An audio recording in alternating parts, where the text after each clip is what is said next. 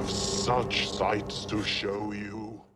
Clive Barker once said, "Nothing springs into my imagination without having inspiration in other things I've seen or experienced." The Cenobites were no exception. And the same goes for Pinhead, the leader of that hellish crew. Hellraiser introduced horror fans to this Cenobite leader whose horrific appearance and chilling calm and elegance made him an instant horror icon, someone we're enticed by even after all these decades. But this hell priest was obviously not some spontaneous creation. Barker's original design for Pinhead was actually born from years of artistic exploration, literary description, and diverse cultural influences. In this video, we'll trace Pinhead's genesis from a 1970s stage play through the Hellbound Heart novella and examine the eclectic inspirations from African fetish art to punk and S&M culture that made Pinhead's design what it is today. But before we begin this exploration of repulsive glamour, please consider hitting those like and subscribe buttons.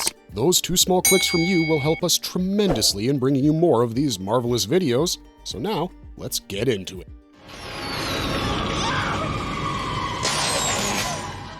The Prehistoric Origins, from stage to page, 1973 to 1986. Pinhead's earliest roots reach back to Clive Barker's theater days. In 1973, Barker wrote and directed a fringe play called Hunters in the Snow, starring his friend and future Pinhead actor, Doug Bradley, as the Dutchman, who was basically an undead inquisitor and torturer. This strange character, someone with an empty head yet a florid command of language, was actually acknowledged by both Barker and Bradley as the first incarnation of Pinhead. Bradley's performance as the Dutchman was commended for a bleakly eloquent delivery, and it's not hard to see that this sophisticated bad guy would eventually become the vessel in which Pinhead was later brewed. In one prescient line, the Dutchman mused, "Why do you dread the calm symmetry of death? Is there not succor to be drawn from oblivion? The pattern must be complete. Birth is but the first preparation for death." That whole bit, and especially the pattern must be complete part, seems to have this uncanny resemblance to the ordered ritualistic sadism of the Hellraiser Cenobites. Beyond the stage, Barker's experiments with film and imagery in the 1970s planted more seeds for Pinhead to grow from. In an avant-garde short film called The Forbidden, which was shot between 1975 and 78, Barker became fascinated with a prop. It was this wooden nail board with nails hammered in a precise geometric grid. Doug Bradley recalls Barker spending quote-unquote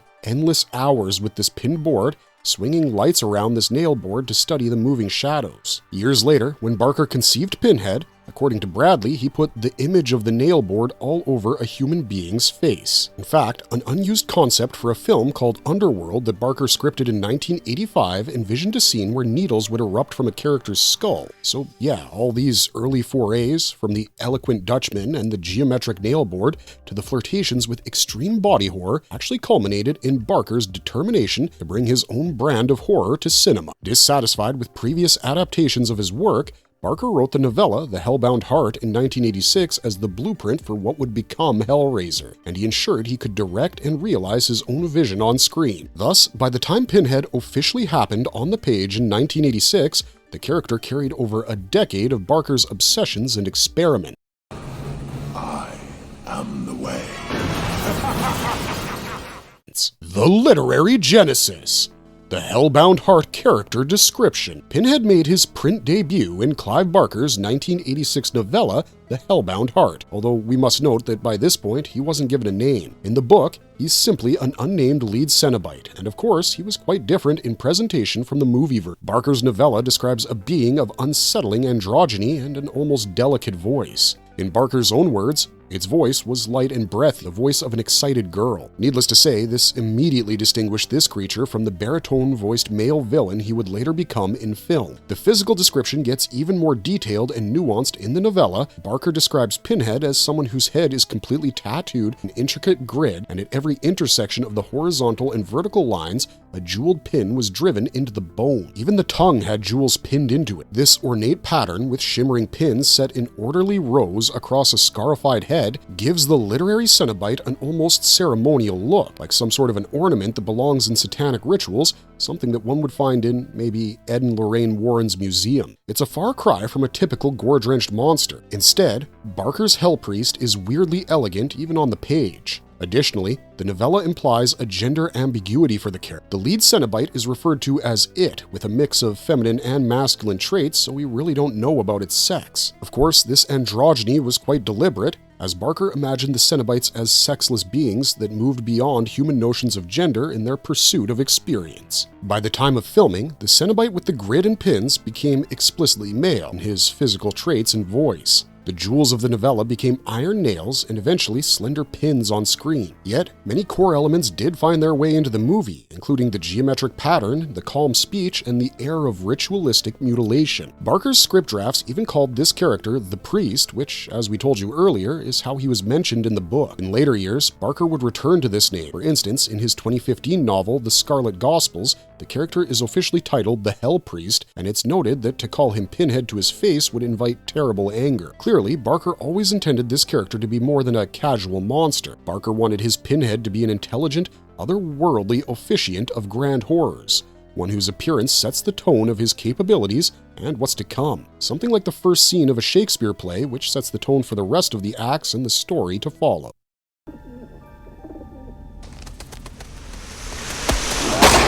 Cultural inspiration, the melting pot of influences. So yeah, apart from the minor bits of inspiration we already spoke about, Barker must have needed something more solid and concrete to conjure Pinhead's look, right? And this is where the cultural and artistic influences come into play, and some of these are grounded in art and history. So let's talk about 4 major bits of Pinhead inspiration. African fetish sculptures. One unlikely influence on Pinhead's design comes from traditional African art. Barker has cited African fetish sculptures, specifically those studded with spikes and nails, as a visual inspiration. If you look at this Congo nail fetish statue, also known as a Nkondi figure, complete with its wooden form bristling with hundreds of nails driven into its torso and head, you can immediately draw a comparison between this and our guy Pinhead, can't you? These ritual sculptures were created to house spirits or curses, and each nail represented an oath, spell, or spirit invocation. Barker, who was an avid reader and art enthusiast, once came across a book that depicted such carvings of human figures pierced by innumerable spikes. So it wouldn't be completely wrong to see Pinhead as a kind of modern Nkondi idol, humanoid form empowered and corrupted by countless transgressive piercings. By transplanting this concept onto a humanoid Cenobite, Barker grounded his horror character in the language of archaic ritual and global folk art. And if you think about it, the hell and its ruler, Leviathan, that Pinhead serves, are really the biblical versions of hell and the devil. The Pinhead's hell is a version of some African concept of hell. What do you think?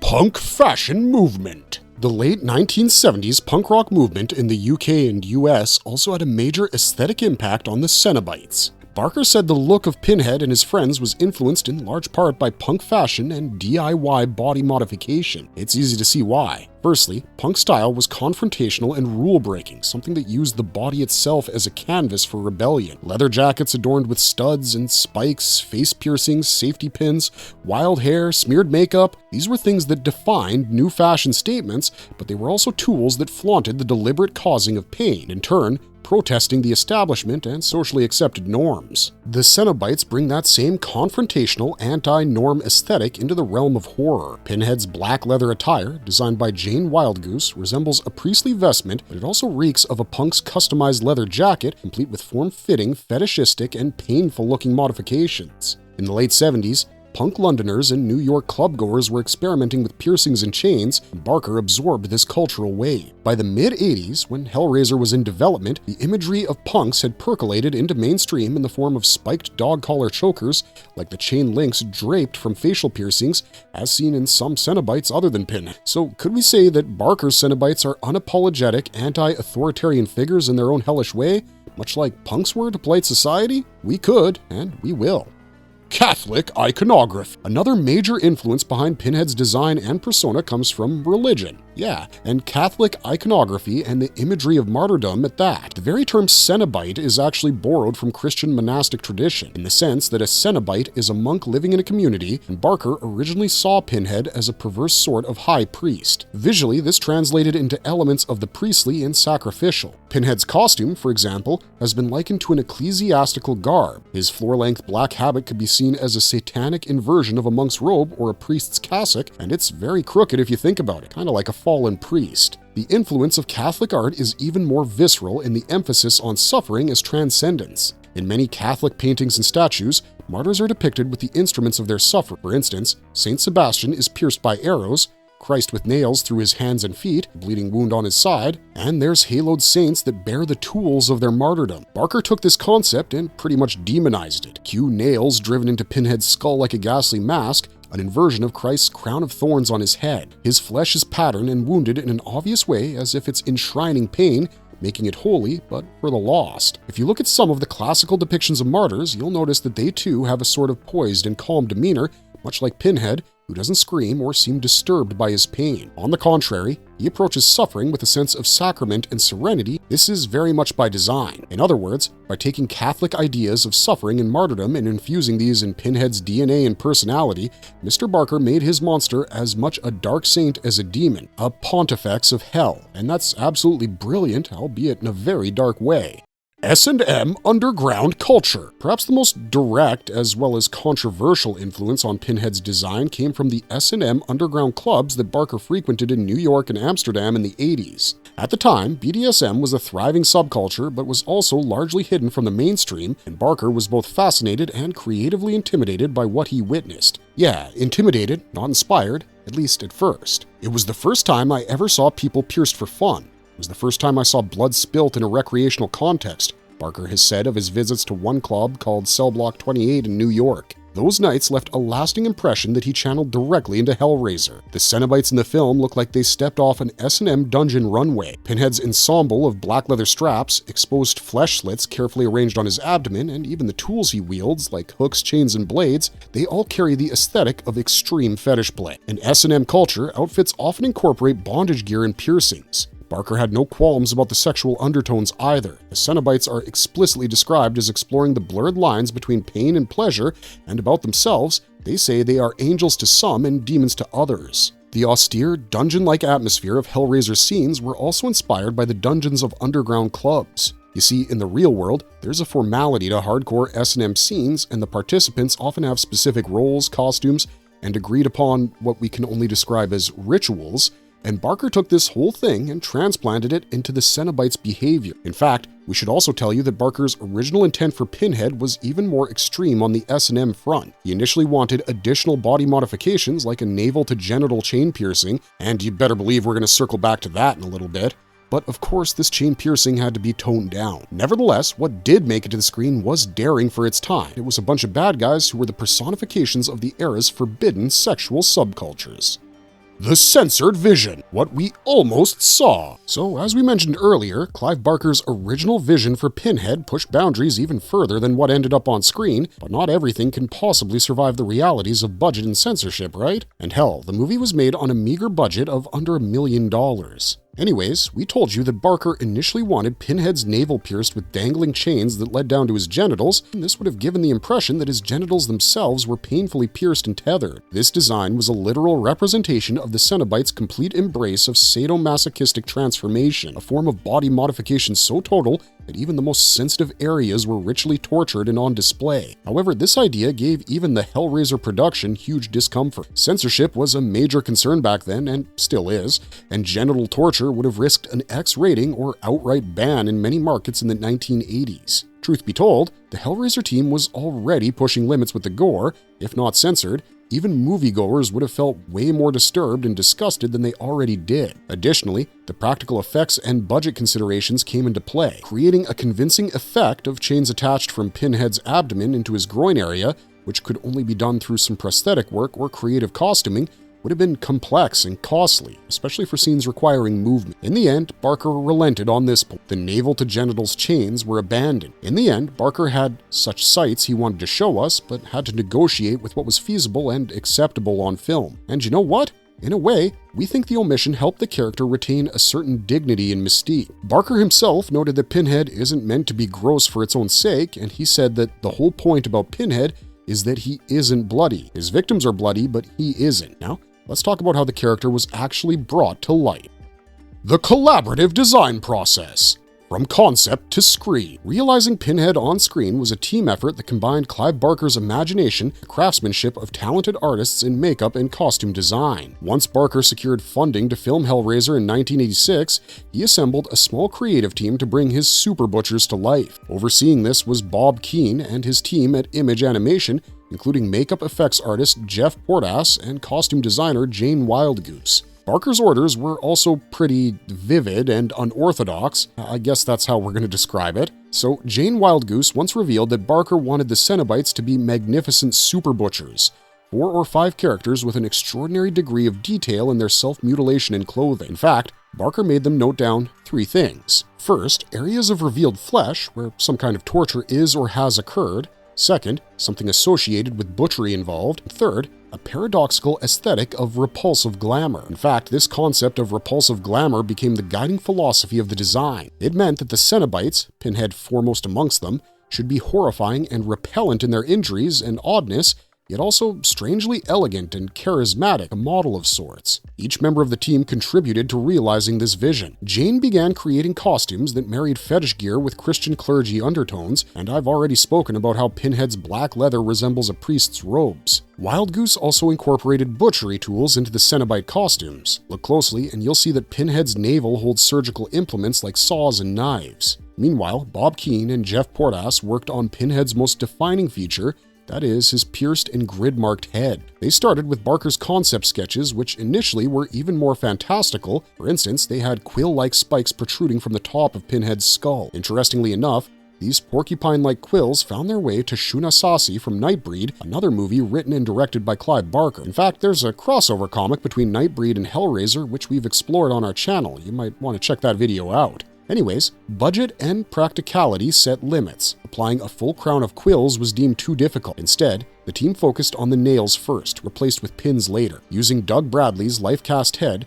they drew out a chessboard pattern on the model to map where each nail would go. Barker loved the symmetry and calm geometry of the design, as it had that intricately severe and ritualistic feel he had always wanted. The initial plan was to use actual 6-inch steel nails for an industrial, crude look, but during makeup tests, these proved too bulky, in Barker's words, didn't feel right. They eventually swapped them for thinner, custom-made pins that could catch the light without overwhelming Bradley's features. So, the design was ready for Barker's administrator of pain, a surgeon crossed with a priest, but they were yet to turn Mr. Bradley into Pinhead. When Doug Bradley first sat for the full makeup application, which took about 6 hours initially, he was transformed into the image Barker had long carried in his mind.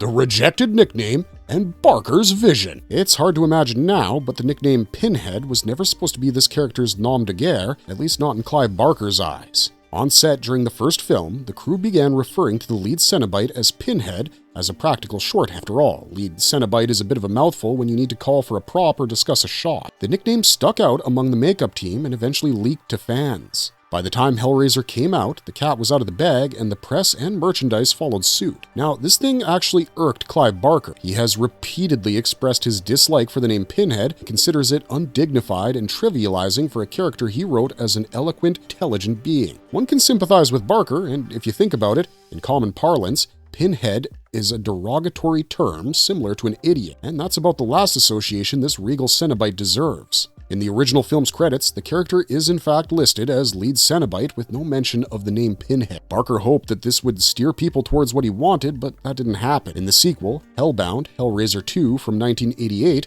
even the on-screen credits gave in and named Doug Bradley's character Pinhead. And in Hellraiser 3, he's actually referred to as Pinhead, but he's none too pleased with the name. Evolution and redesign attempts. In the decades since Hellraiser's release, Pinhead's appearance has seen tweaks and reinterpretations, and while some have remained subtle, others, well, not so much. In fact, some of them are pretty drastic, and of course, all of this happened only because of different creative teams and technologies being used when the different movies were being made. By the early 2000s, with multiple direct-to-video Hellraiser sequels under its belt, the franchise flirted with the idea of a remake or a radical update. Special effects artist Gary J. Tunnicliffe, who had been responsible for Pinhead's makeup in several later sequels, took it upon himself to design a new look for a potential reboot called Project Angel, recreating an icon. Tunnicliffe's approach was to make Pinhead feel even more intimidating and chaotic. His redesign had square-shafted nails instead of round pins, and to appear old, rusted, and hand-forged. This was in reference to medieval torture implements, and it was supposed to signify that the nails were crudely hammered into the Cenobite leader's face. Additionally, Tunnicliffe imagined Pinhead wearing priestly white robes rather than black leather. He also wanted Pinhead's flesh more mutilated with random diagonal lacerations and a generally bloodier visage. When these concepts surfaced, Clive Barker did not like them, and he was extremely vocal about it. He publicly criticized the redesign as too bloody and a betrayal of what made Pinhead unique. I think the whole point about Pinhead is that he isn't bloody. His victims are bloody, but he isn't, is what the writer-director said. The new version's random wounds lost that sense of precision. Instead, Barker's Pinhead is all about the careful balance of horror and control. The grid is like graph paper on flesh, each pin at a junction, and each pin symbolizing a method to the madness. By contrast, Tunnicliffe's vision leaned into a dirtier, more messed up and visceral look, which Barker felt sacrificed that feeling of severity and order. Tunnicliffe perhaps thought modern horror audiences wanted something more visceral and was willing to alter Pinhead's silhouette and cleanliness. Barker, ever the purist, defended the almost minimalistic pain-by-design of the original. In the end, this redesign never saw the light of day in an actual film. Around 2009, when a Hellraiser reboot was under discussion,